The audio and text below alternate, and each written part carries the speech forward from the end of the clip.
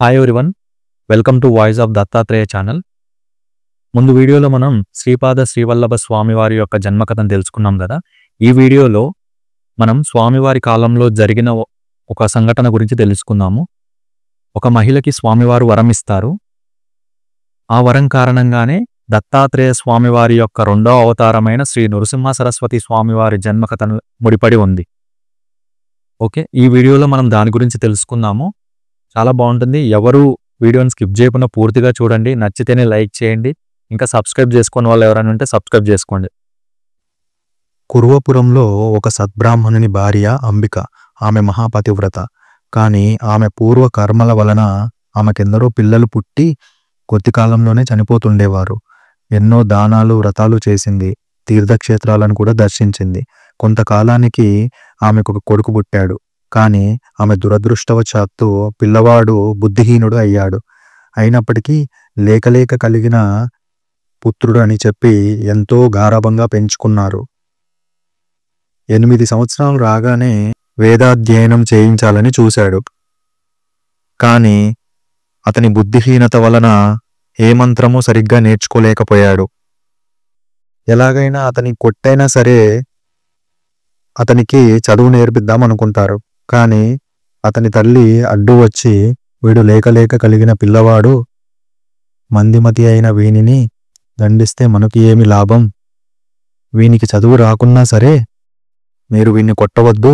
బతికినంతకాలం వీడిని ఇకనైనా సుఖంగా బతకనివ్వండి. ఇక మీదట మీరు వాణ్ణి కొడితే నేను మీ ఎదుటే బావిలోకి దూకి మరణిస్తాను అనన్నది. అప్పుడు ఆ తండ్రి కూడా ఆలోచించి ఆ పిల్లవాడు వ్యర్థుడని తలచి బాధపడి అలా కొట్టకుండా ఉండేవాడు. కొంతకాలానికి ఆ తండ్రి అలా బాధపడుతూ ఆ దిగులుతోనే మరణించాడు. భర్త మరణించడంతో అంబిక తన కొడుకుతో ఏం చేయాలో తెలియక బిచ్చమెత్తుకుంటూ బతుకుతూ ఉండేది. తన కొడుకుని చూసి ఊర్లో వాళ్ళందరూ, నీ బ్రతుకు వ్యర్థం, నీవు నీ కులానికే మచ్చ తెచ్చావు, నీ తల్లి బిచ్చమెత్తుకొస్తే కూర్చొని తింటున్నావు, సిగ్గులేదా? నది నుండి నీరైనా మోసుకొని బతకరాదా?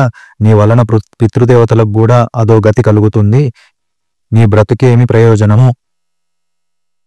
పవిత్రమైన భిక్ష ఉత్తి నీ వంటి అసమర్థుడికి తగదు. ఇలా బతికే కంటే కృష్ణానదిలో దూకి చావరాదా అని తిట్టేవారు. చివరకు తన కొడుకు ఊర్లో వాళ్ళందరూ అనేది విని తట్టుకోలేక ఆత్మహత్య చేసుకోవడానికి నదివైపుకు పరిగెడతాడు. తన కొడుకుని ఆపే శక్తిని కోల్పోయిన ఆమె కూడా చనిపోవడానికి సిద్ధమై తన వెంట పరిగెడుతూ ఉంటుంది. దారిలో శ్రీపాద స్వామి ఎదురై అతనిని నిలిపి, బ్రాహ్మణుడా, తొందరపడొద్దు. పూర్వకర్మ వలన నీకు ఈ దుస్థితి వచ్చింది. నీవు ఇప్పుడు బలవంతంగా మరణిస్తే నీకు బ్రాహ్మణ హత్య, ఆత్మహత్య దోషాలు చుట్టుకుంటాయి అని ఆపేవారు. అందువలన నీవు బతికి ఎంతటి కష్టమైనా ఓపికతో అనుభవించి ఇలాంటి కర్మల నుండి శాశ్వతంగా విముక్తి పొందడం మంచిది అని అన్నారు. ఈ మాటలు విన్న అంబిక తన తల్లి శ్రీపాదస్వామికి నమస్కరించి, స్వామి, ఒక వంక భర్తను కోల్పోయి మరొక వంక బుద్ధిహీనుడైన ఈ పుత్రుని వలన లోకులంతా నన్ను మహాపాపిగా చూస్తున్నారు. నేనింక బతికి మాత్రం చేయగలిగినదేముంది అని అన్నది. ఆమె మాటలు విని శ్రీపాదస్వామి, అమ్మ, ఆత్మహత్య వలన రాబోయే జన్మలో మరొక పాపం చుట్టుకుంటుంది. దానివల్ల ప్రయోజనం ఏమున్నది అని అడుగుతాడు. కనుక మిగిలిన జీవితమంతా శివపూజలోనే గడుపు. అలా చేస్తే వచ్చే జన్మలో నా వంటి కుమారుణ్ణి పొందగలవు అని అన్నారు. ఆమె ఆలోచించి, నేను మీరు చెప్పినట్లే చేస్తాను. దానివలన ప్రయోజనమేమో నాకు తెలియదు, కొంచెం వివరించండి అని అడుగుతుంది. అప్పుడు శ్రీపాదుడు, అమ్మా, ఉజ్జయిని పట్టణాన్ని చంద్రసేనుడనే రాజు పాలించేవాడు. అతని మిత్రుడు మణిభద్రుడనేవాడు శివుని వరప్రభావం వలన చింతామణిని పొందాడు. ఆ మణి యొక్క విలువ చాలా ఎక్కువని తెలుసుకొని పక్కన నగరాల రాజులందరూ యుద్ధానికి తరలివచ్చారు. ఆ సమయంలో మణిభద్రుడు, చంద్రసేనుడు ప్రదోషకాలంలో శివపూజ చేస్తున్నారు. ఒక త్రయోదశి శనివారం నాడు ప్రదోష సమయంలో వారు శివపూజ చేస్తుంటే ఆ పట్టణంలోని కొందరు పిల్లలు తమ ఇండ్ల ముందే ఆకులతోనూ పూలతోనూ పూజ చేయడం మొదలుపెట్టారు. అప్పుడు వారి అమ్మవాళ్ళు ఆ పిల్లలను భోజనం కోసం ఇండ్లలోకి లాక్కపోయారు. వారిలో ఒకరి దగ్గర నుండి తల్లి పూజా సామాగ్రి లాగేసుకొని బాలుడిని బలవంతంగా లేవదీసింది. అప్పుడు ఆ బాలుడు తన శివపూజకు విఘ్నం కలిగినందుకు చాలా దుఃఖపడి మరణించడానికి సిద్ధమయ్యాడు. అప్పుడు స్వయంభూ ఆ పరమేశ్వరుడే ప్రత్యక్షమై వరం కోరుకోమన్నాడు. ఆ బాలుడు పరమేశ్వరుడికి నమస్కరించి జరిగిన తప్పుకి క్షమించమని ప్రార్థించాడు.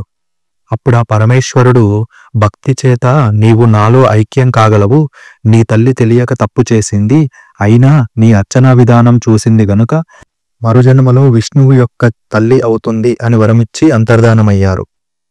అప్పుడు అక్కడున్న శివలింగం ఎంతో తేజస్సుతో వెలిగిపోతుంది. అప్పుడు యుద్ధానికి వచ్చిన వాళ్ళు కూడా చంద్రసేనుడిని మణిభద్రులను గౌరవించారు. ఆ బాలుడికి జరిగిన విషయమంతా చంద్రసేనుడు తెలుసుకుని అతనికి కొంచెం ధనం ఇచ్చి వెళ్ళిపోయారు. తర్వాత ఆ గోపాలుని తల్లి యశోదగా జన్మించి విష్ణువుకి తల్లి అయ్యింది. కనుక అమ్మ నీవు కూడా శివపూజ మహిమ వలన మరుజన్మలో అలాగే అవుతావు అన్నారు. స్వామి చెప్పింది విన్న అంబిక, స్వామి శివపూజ వలన కలిగే ఫలితం వచ్చే జన్మలో గదా, ఈ జన్మలో నా బిడ్డకి ఏదో ఒకటి చేయి స్వామి అని వేడుకున్నది. స్వామివారు కరుణించి తన చేతిని ఆ కుమారుని తలపై పెట్టి ఓంకారాన్ని పలికారు. బుద్ధిహీనుడు అయినటువంటి ఆ బాలుడు తక్షణమే బృహస్పతి అంటి జ్ఞాని వక్త అయ్యాడు. తరువాత శ్రీపాదస్వామి ఆమెతో, అమ్మా బాధపడటం విడిచిపెట్టి నీ జీవితమంతా శివపూజలో గడుపు, వచ్చే జన్మలో నాయంతటి కుమారుడు కలుగుతాడు అని వరమిచ్చాడు. ఆమె ఆనందంతో తన కొడుకుతో జీవితమంతా శివార్చనలో గడిపి ధన్యురాలయ్యింది. ఇలా స్వామివారు ఇచ్చిన వరమే దత్తాత్రేయుల వారి 2వ అవతారమైన శ్రీ నృసింహ సరస్వతి స్వామివారి యొక్క జననం అనేది జరుగుతుందండి. చూసారు కదండి వీడియో. సో నెక్స్ట్ వీడియోలో మనం ఆ స్వామివారి యొక్క జన్మకథ గురించి తెలుసుకుందాము. Thank you all. Thank you for watching.